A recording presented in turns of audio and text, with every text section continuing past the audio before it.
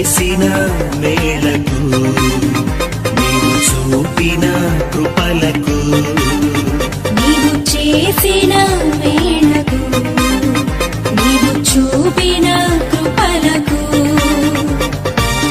వందనం యేసయ్యా వందనం యేసయ్యా వందనం యేసయ్యా వందనం యేసయ్యా. ఇద్దరు భార్య భర్తలు రెస్టారెంట్కి వెళ్ళాలని నిర్ణయం చేసుకున్నారట. అంటే చాలాసార్లు వెళ్ళారు, మరొకసారి వెళ్ళాలని కూడా రెస్టారెంట్కి వెళ్ళాలని ప్లాన్ చేసుకున్నారు. అయితే వెళ్ళబోయే ముందు భార్య ఒక మాట అన్నదట, ఏమండి చాలాసార్లు మనం రెస్టారెంట్కి వెళ్తున్నాం కదా, ప్రతిసారి మీరే ఆర్డర్ చేస్తున్నారు మనం తినే ఫుడ్, ఈసారి నేను ఆర్డర్ చేస్తాను, మీరు తినటం అయిపోయిందాక మీరేం మాట్లాడొద్దు అని అన్నదట. అబ్బా నీతో ఒక విషయం చెప్పాలబ్బా అన్నదట భర్త భార్య అన్నదట. భార్య ఏమన్నదంటే, నీకేం చెప్పానండి, తినటం అయిపోయిందాక నువ్వేం మాట్లాడొద్దని చెప్పాను కదా, ఇప్పుడు నువ్వు చెప్పే విషయం ఏం అవసరం లేదు, నాకు అవసరం లేదు, నువ్వు ఏదన్నా చెప్పాలనుకుంటే తినటం అయిపోయిన తర్వాత చెప్పు అని అన్నదట. అని అంటే అది కాదబ్బా ఇప్పుడే చెప్పాలని అన్నదట. నీకు కాదా అని చెప్పేది, ఎన్నిసార్లు చెప్పాలా, తింటం అంతా అయిపోయిన తర్వాత మాట్లాడొద్దు, తింటం అంతా మీరు ఏదైనా చెప్పాలనుకుంటే తింటం అయిపోయిన తర్వాత చెప్పండి, ఇప్పుడు చెప్పొద్దు అన్నాడు. అది కాదు లేదు ఇప్పుడే చెప్పాలి అర్జెంట్ అని అంటే, అర్జెంట్ ఏంది అసలు అవసరం లేదు, మీరు ముందు తిన్న తర్వాత నాకు ఏదైనా విషయం తర్వాత చెప్పండి, నీకు అందుకే చెప్పాను తింటం అయిపోయిన తర్వాత చెప్పండి కానీ మొత్తం ఏం మాట్లాడొద్దని చెప్పాను కదా, ముందు మీరు తినండి తిన్న తర్వాత చెప్పాను. లేదు ఇప్పుడే చెప్పాలని భార్య అడుగుతుంది. ఏంటండి ఇందాకలేమో తినబోయే ముందు ఏదో చెప్పాలని అంటాను కదా, ఏదో చెప్పు అని అన్నదట. ఏం లేదు అబ్బా అవసరం లేదు అంట. అదేంటి ఏం లేదు అవసరం లేదని అంటున్నావు, ఇందాకలేమో మరి తినబోయే ముందు చెప్పాలని ఒకటే నాసు పెట్టినావు, ఇప్పుడు చెప్పరాదు అన్నదట. అవసరం లేదు చెప్పండి. ఇదిగో ఇలాంటి వేషాలు వేయొద్దండి, ఇందాక తినబోయే ముందు చెప్పాలని ఒకటే నచ్చ పెట్టినాం, ఇప్పుడే తింటం అయిపోయి రిలాక్స్ కూర్చున్న తర్వాత ఇప్పుడు చెప్పమంటే చెప్పని కసురుకుంటుందట. ఇంకెందుకు లేబ్బా అవసరం లేదండి, ఇంకెందుకు లేదు అవసరం లేదంటున్నారు ఏంటండి, ఇదేంటండి ఇప్పుడు చెప్పరాదు, ఇందాక చెప్పేదో ఇప్పుడు ఏం చెప్పరాదు, కొంపలే అంటపోయినంటే ఆ కొంపలే అంటపోతాయి అది అని అన్నాడట. ఏంటి మరి ఏదో చెప్పానంటే మరి చెప్పంటావా అన్నాడు. చెప్పు అన్నాడట. చెప్పిన తర్వాత ఏం లేదబ్బా నువ్వు తింటున్న ఆహారంలో 2 బొద్దింకలు ఉన్నాయి, మరి ఆగి చూసుకొని ప్లేట్ మార్చుకొని తినవే అంటే నువ్వు చెప్పింది ఇంతే కదా, అసలు నువ్వు వద్దంటుంటుంది ఏంటంటే అయ్యో ఇప్పుడు నా వైపేమో కనపడతాను, నీ వైపే భోజనం ఇలా పెట్టుకుంటారు కదా, నువ్వు తినే ప్లేట్లో నా వైపే బొద్దింకలు కనపడతాను, నీకేం బొద్దింకలు కనపడలా, నువ్వు చెప్తానంటే నువ్వు వింటలేదు, తింటం అంతా అయిపోయిన తర్వాత చెప్పమంటున్నావు, మరి ఎక్కడ నువ్వు తినేసినావు అని అంటే ఇప్పుడు ఏమైంది సిచ్యువేషన్ అంటే భార్య మాటే గెలవాలి, భర్త మాటే గెలవాలి, పిల్లల మాటే గెలవాలి, తల్లిదండ్రుల మాటే గెలవాలి, మనుషులందరూ కూడా వారికి ఉన్నటువంటి బంధాలు బంధుత్తులు స్నేహితులు మిత్రులు అనుబంధాలు లాస్ట్కి స్నేహితులు ఎవరైనా సరే నా మాటే గెలవాలి నేనే గెలవాలని ఒక ఏకవచనంతో ఏకాభిప్రాయంతో ఉన్నటువంటి జ్ఞానాన్ని అనుకుంటాం. కానీ దేవుని జ్ఞానంలోనికి వెళ్ళి దేవుని ఆలోచనతోటి వాళ్ళ యొక్క ఆలోచన సమకూర్చితే దేవుడు ఏం చెప్పాడు ఎలా ఉన్నవాడో ఒక్కసారి యాకోబు రాసినటువంటి పత్రిక 1వ అధ్యాయం 19వ వచనాన్ని చూడండి. ఈ దేవుడు ఏం చెప్తున్నాడు, ప్రియ సహోదరులారా 19వ చదవండి. ఓకే, నా ప్రియ సహోదరులారా మీరీ సంగతి ఎరుగుదురు, నా ప్రియ సహోదరులారా మీరీ సంగతి ఎరుగుదురు కనుక ప్రతి మనుష్యుడు ఏం చెప్పాడు, ప్రతి మనుష్యుడు ప్రతి ఒక్కరూ ఈడ ఆడలేదు మగ లేదు భార్య లేడు భర్త లేడు స్నేహితుడు లేడు అధికారి లేడు ఎవ్వరు అని లేదు, ప్రతి మనుష్యుడు అంటే ఎంత పెద్ద ముఖ్యమంత్రి అయినా ప్రజల అభిప్రాయాన్ని కూడా గౌరవించాలనేది నా అభిప్రాయం. చూడండి, ప్రతి మనుష్యుడు అంటే ప్రతి మనుష్యుడు దేవుడి అభిప్రాయాన్ని దేవుడు వాక్యాన్ని దేవుడు ఆలోచనని గౌరవించాలని అపోస్తులైన పౌలు వారి ద్వారా దేవుడు ఏం రాయించాడు వినండి. నా ప్రియ సహోదరులారా మీరీ సంగతి ఎరుగుదురు గనుక ప్రతి మనుష్యుడు వినుటకు వేగిరపడువాడుగాను మాటలాడుటకు నిదానించువాడుగాను కోపించుటకు నిదానించువాడునై ఉండవలను, ఎందుకనగా నరుని కోపము దేవుని నీతిని నెరవేర్చదు. చూడండి, ఒక్క ముక్క అబ్బా నీతో ఒక విషయం చెప్పాలబ్బా అన్నప్పుడు మరి ఏంటండి ప్రేమగా మరి చెప్పండి, అంత పెద్ద గొడవ అయ్యే విషయం కాదు కదా. ఒక్క ముక్క మరి ఏంటండి ఇది, ఏం చెప్పాలనుకుంటున్నారు, ఏం చెప్పండి అని అంటే ఆ పురుగులు నీ కడుపులోకి పోకపోయాయి కదా. ఈరోజు పిల్లలు కూడా చూడండి, పిల్లల్ని మీరు చక్కగా ఏ టీచర్ అయినా మీరు పాడైపోండిరా, సిగరెట్లు తాగండిరా, ధూమపానం చేయండిరా, మందు తాగండి అని అంటారండి. ఏ టీచర్ అయినా నిండు ప్రాణాన్ని బలి తీశారండి. మంచి చెప్పినందుకు ఈరోజు ఒక జీవితాన్ని, ఒక ప్రాణాన్ని తీసినటువంటి దుర్మార్గులు అంటే ఏం వినలేకపోయారా, అంత ఓపిక నశించిపోయిందా. అలా తల్లిదండ్రులు ఐఫోన్ కొనిలేదంటే, ఐఫోన్ అంటే సుమారు 50,000 పైబడే ఉంటుంది. సరే 30,000 పైబడి అనుకోండి, తక్కువలో తక్కువ. సరే నాకు తెలిసి 30,000 పైబడే ఉంటుంది తప్ప తక్కువ అయితే దొరకదు. మామూలుగా ఈ వివో ఫోన్లు మామూలు ఫోన్లే 15,000 ఉంటున్నాయి. ఐఫోన్ అంటే ఎంత హై క్వాలిటీతో ఉంటుంది, ఆ ఫోన్ కాస్ట్ దాని ప్రీచరే ఎంత హై క్వాలిటీతో ఉంటుంది. 30,000 పైబడి ఉండే ఫోన్ ఖరీదు కోసం నిండు ప్రాణాన్ని పోగొట్టుకుంటుంది. మరి పొడగొట్టుకున్న వాడిని తల్లిదండ్రులు ఎందుకు చెప్పారు, దేనికి చెప్పారు, ఏ రోజన్నా అసలు ఎన్నో ఆలోచించినాం. అలా ఆలోచించే జ్ఞానాన్ని కోల్పోయినటువంటి స్థితిలో మనుషులు తయారైపోయారు. ఎందుకనంటే ఈ సోషల్ మీడియాలో పెరుగుతున్నటువంటి విపరీతమైనటువంటి phone technology, YouTube technology, Facebook reels, YouTube reels, సినిమాల ప్రభావం, ముఖ్యంగా సినిమాలలో విపరీతంగా పెరిగిపోతున్నటువంటి ఈ చూడకూడనటువంటి విషయాలు ఎన్నో చూసి వాటిలో ఫీల్ అయిపోతున్నారు ఈ మనుషులు. ఇగో అందుకే చూడండి, నిండు ప్రాణం ఎంత అండి.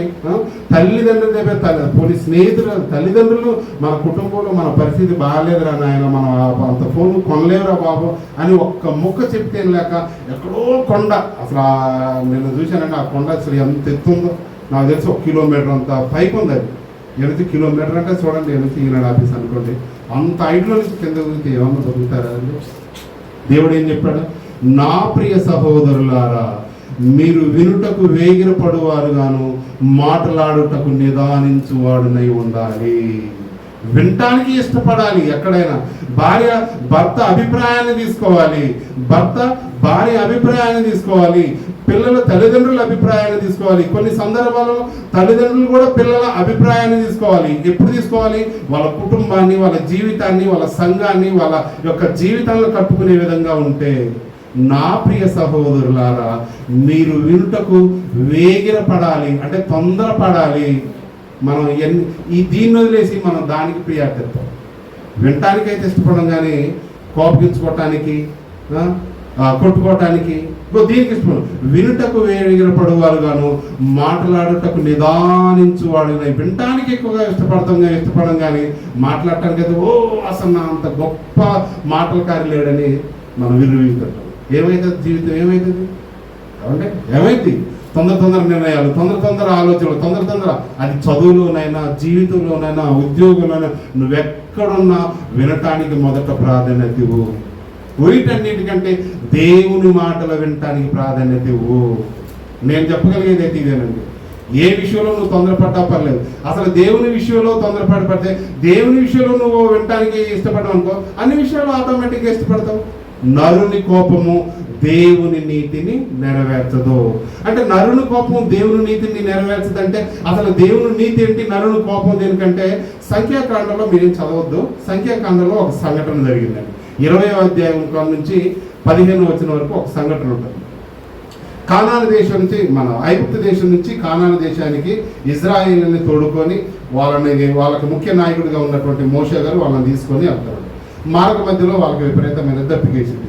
ఈ ఎడారిలో మాకు దాహానికి నీళ్ళు లేవు, మాకు ఐగుప్తులు అయితే సకల సమృద్ధి ఉంది, మరి మాకు దాహం లేవు, మా పశువులకు దాహం లేవు, మా పిల్లలకి, మా వృద్ధులందరికీ నీళ్లు లేవని వాళ్ళు విసుకుంటున్నప్పుడు దేవుడిని మోషే గారు అహరోను అడుగుతారు. అప్పుడు మోషేకి అహరోనికి దేవుడు ఏం చెప్తారంటే, సరే వాళ్ళు విసుకుంటున్నారు కాబట్టి వాళ్ళని విసుగు చెందనీయకోకుండా ఈ ఎడారిలో సమృద్ధిగా వాళ్ళ పిల్లలకి, వాళ్ళకి, వాళ్ళ పశువులకి సమృద్ధి అయిన నీళ్లు నేను ఇస్తాను. కాబట్టి నువ్వేం చేయాలంటే, ఇగో నీకు ఒక కర్ర ఇస్తున్నాను, ఈ కర్ర పట్టుకొని వాళ్ళు నడిపించడానికి. అంటే ఈరోజు కర్రకు ఉద్దేశం ఏంటంటే బైబిల్ పట్టుకొని నీ జీవితాన్ని బాగు చేసుకో. కర్ర యొక్క సాదృశ్యం. కర్ర అంటే ఆనాడు కర్ర, ఈనాడు మనకు చేతిలో ఉండాల్సింది బైబిల్. అంటే చేతిలో బైబిల్ ఉన్నంత మాత్రమే జీవితం మారదంటే హృదయంలో వాక్యం ఉండాలి. ఓకే, అర్థమైందా? అయితే దేవుడు ఏం చెప్పాడంటే, ఇక ఆ అరణ్యంలో ఉన్నారు కదా, ఆ బండతో నువ్వు మాట్లాడితే ఆ బండలో నుంచి సమృద్ధిగా 24 గంటలు 360 రోజులు ప్రవహించేంత నీరుని నేను ఇస్తానని చెప్తాడు. ఇది మర్చిపోయి వాళ్ళు కోపగించుకున్నారు. వాళ్ళ మీద కోపంతో దుర్మార్గులారా, దుష్టులారా, ఆ వచనాలను చూద్దాం ఒకసారి మనం. తర్వాత మోషే అహరోనులో ఆ బండ ఎదుట సమూహమును పోగు చేసి, అంతేనా? తర్వాత మోషే అహరోనులో ఆ బండ ఎదుట సమూహమును పోగు చేసి అతడు వాడితో ద్రోహులారా వినుడి. ఏమంటే మోషే గారు ఏదో నీతిస్తున్నట్టుగా ఫీల్ అయ్యి జనాలను తిడతాము చూడండి. ద్రోహులారా వినుడి, మేము ఈ బండలో నుంచి మీ కొరకు నీళ్లు రప్పింపవలన అనెను. అప్పుడు మోషే తన చెయ్యెత్తి 2 మార్లు తన కర్రతో ఆ బండను కొట్టగా నీళ్లు సమృద్ధిగా ప్రవహించును. ఇప్పుడు దేవుడు ఏం చెప్పాడు? బండతో మాట్లాడమన్నాడు. మోషే ఏం చేశాడు? వాళ్ళ మీద ఉన్నటువంటి కోపంతో, వాళ్ళ మీద ఉన్నటువంటి అక్కస్తోటి, ద్రోహులారా మేము నీకు నీళ్లు ఇవ్వాలా? ఇచ్చేటువంటి వాడు దేవుడు, మరి నీకెందుకు అంత కోపం? ద్రోహులారా నేను నీకు నీళ్లు ఇవ్వాలా అని ఏనేదో నీళ్ళు ఇస్తున్నట్టుగా ఫీల్ అయ్యి ఆ బండని మాట్లాడమని చెప్పేసరికి కొట్టాడు. అంటే దేవుడు మాట్లాడమనే విషయాన్ని మర్చిపోయి ఆ బండని వాళ్ళ మీద ఉన్న కోపంతో దేవుడు బండను కొట్టాడు. ఈరోజు కూడా మన జీవితాలండి వాక్యాన్ని పట్టుకుంటాం. వాక్యాన్ని పట్టుకొని నేను వాక్యంలో క్రీస్తు రక్తంలో కడగబడతావు, క్రీస్తు రక్తంలో కడగబడ్డావు అన్న ఉద్దేశాన్ని నువ్వు మర్చిపోయి ఆదివారం చర్చికే పనిచేస్తావు. ఇప్పుడు ఇది ఎంత న్యాయం ఆలోచించండి. క్రీస్తు రక్తంలో కడగబడ్డ నీవు ఆదివారం మందిరానికి రావాలనే ఆలోచనే మర్చిపోయి ఎవరి మీదనో పగా ప్రతీకారాలు పెట్టుకుంటావు. నా దేవుడు గొప్పోడని నమ్ముతావు. నా దేవుడు గొప్పోడు, నన్ను రక్షించాడు, నన్ను కాపాడాడు, నా జీవితాన్ని మార్చాడని చెప్పి నీవు ఎవరి మీదనో అక్కసు, కుటుంబం మీదనో, పిల్లల మీదనో కోపాన్ని పెట్టుకొని అసలు దేవుని సన్నిధిలోనికి రావడానికి, దేవుల్లో ఉండటానికే నువ్వు ఇష్టపడవు. ఇది ఎంతవరకు కరెక్ట్ అండి? ఆనాడు వాళ్ళు చేసిన తప్పులే ఈరోజు మనం కూడా చేస్తాము. అంటే వినటానికి ఇష్టపడలేదు, అంటే వాక్యానికి లోపడటానికి ఇష్టపడలేదు, వాక్యం యొక్క ప్రకారంగా నీ జీవితాన్ని నడవటానికి ఇష్టపడలేదు, కానీ ప్రగా ప్రతీకారాలతో బతకడానికి అయితే ఇష్టపడతాం. మరి ఎక్కడండి? చూడండి, నా ప్రియ సహోదరులారా, మీరు వినుటకు వేగిరపడువాడుగాను మాట్లాడుటకు నిదానించువాడై ఉండవాను. నరుని కోపము దేవుని నీతిని నెరవేర్చదు. దైవజనుడు ఏమ్మా పోయిన ఆదివారం ఎందుకు రాలేదమ్మా చర్చికి అంటే రాలేదు. ఏందట అంటే దేవుని సన్నిధిలోనికి రాలేదయ్య గారు, క్షమించండి, వచ్చే ఆదివారం నుంచి కంపల్సరీ వస్తాననేది ఒక మాట తగ్గించుకోవాల్సినటువంటి నీ జీవితాన్ని రాలేదు. వస్తుందా? ఏమొస్తుందా? ఆయన వస్తుందా? ఆమె సక్రంగా వస్తుందా? ఆయన ఎత్తండా? ఏమెత్తండా? వాళ్ళు ఎందు నేనెందుకు ఎత్తా? అగో ఈ అక్కసులే ఇవే దేవుడు పెట్టుకున్నాడు. నరుని కోపము దేవుని నీతిని నెరవేర్చదు. అంటే నీ సొంత ఆలోచనలు, సొంత మాటలతోటి నీవెప్పుడైనా నీ జీవితాన్ని కట్టుకోవద్దు. దేవుని మాటల ప్రకారంగా, దేవుని వాక్య ప్రకారంగా, దేవుని విషయాల ప్రకారంగా నీ జీవితాన్ని కట్టుకో. దేవునికి ఇవ్వాలనేది దేవుని యొక్క వాక్యం, దేవునిలో ఉండాలనేది దేవుని వాక్యం చెప్తుంది, దేవుని వాక్య ప్రకారంగా నడవాలని దేవుడు వాక్యం చెప్తుంది. మరి నువ్వు ఇవాళ రేపు కలపడం, రేపు తెల్లుని కలపడం, ఒక 4-5 వారాలు కంటిన్యూగా వచ్చినప్పుడు 2 వారాలు తప్పిస్తాను దేవుడు. అంటే నరుని కోపము దేవుని నీతిని నెరవేర్చదు. నరుని కోపము దేవుని నీతిని నెరవేర్చదు. నరుని ఆలోచన దేవుని వాక్య ప్రకారంగా లేదు. నరుని ప్రవర్తన దేవునికి అనుకూలంగా లేదు. ఇప్పుడు నేను చెప్పాలనుకున్న విషయం ఇది. అంటే నీ ఆలోచన అంటే చాలా మంది ఏమనుకుంటుంటే విస్తారమైన పనులు ఉంది కదా, ఇంత నువ్వు చెప్పాను లూకాసు వార్త, విస్తారమైన పనులు పెట్టుకుంటాం.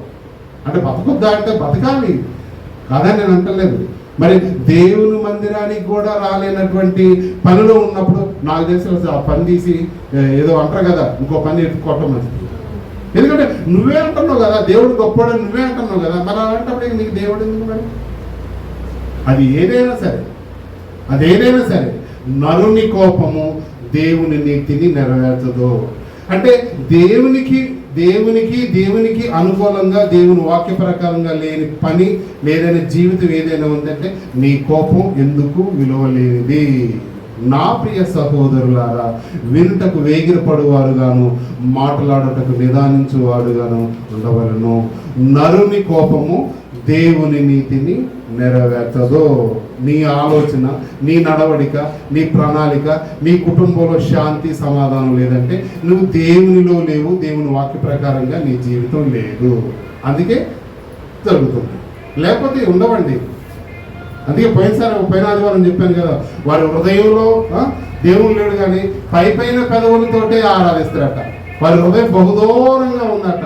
అబ్బా మా దేవుడు గొప్పోడు గొప్పోడు గొప్పోడు గొప్పోడు అంటారు. దేవుని కొరకు ఏదైనా కార్యక్రమం చేద్దామంటే ముందుకు రా. అసలు నీ దగ్గర ఎంత ఉందో అంత ఇచ్చే. అయ్యగారు ఇగో నేను 100 ఇవ్వగలుగుతాను, అసలు 100 ఇచ్చే. నువ్వు ఏమి ఇవ్వాలి అసలు దేవుడు నీకు ఏమి ఇవ్వాలి? నువ్వు ఈ ఎప్పటి వరకు బతికావా? 2 రూపాయలు 10 రూపాయలు లేకపోతే చిన్న పని చేయి. నరుని కోపము అనే కాడ నేను వినియోగించుకుని నా వ్యక్తిగతం ఏంటంటే దేవునిలో ఉండాల్సినటువంటి నరుని కోపం అంటే దేవుని పనికి, దేవుని విషయంలో, దేవునితో ఉండాల్సినటువంటి మీ ఆలోచనలో ఏవేవో ఆలోచనలు పెట్టుకుంటే నరుని కోపము దేవుని నీతిని నెరవేర్చదు. ఏమంటే పిల్లలు తల్లిదండ్రుల దగ్గర ఉండాలని కోరుకుంటారు కానీ పిల్లలు ఇష్టం వచ్చినట్టు తిరగాలని కోరుకుంటారా అండి? దేవుడు కూడా నా సన్నిధిలోనే రావాలని కోరుకుంటాడు కానీ మీ ఇష్టం వచ్చినప్పుడు రాండి, మీ ఇష్టం వచ్చినప్పుడు పోండి అంటారా? ఎంతవరకు మీరు ఆలోచించండి. ఈ వాక్య ప్రకారంగా మన జీవితాన్ని పట్టుకుంటూ ప్రతి ఆదివారం, ప్రతి శుక్రవారం దేవుని పనిలో దేవునితో మెండుగా ఉంటూ దైవజనులకు, సంఘానికి సహకరిస్తూ దేవునిలో ఉండాలని కోరుకుంటూ ఈ కొద్ది మాటలు చెప్పుటకు అవకాశం ఇచ్చినటువంటి దైవజనులకు, ఓపికతోన్న మీ అందరికీ క్రీస్తు పేరిట వందనాలు తెలియజేసుకుంటూ ఈ నా కొద్ది మాటలు ముగిస్తూ సెలవు తీసుకుంటున్నాను. Thank you so much.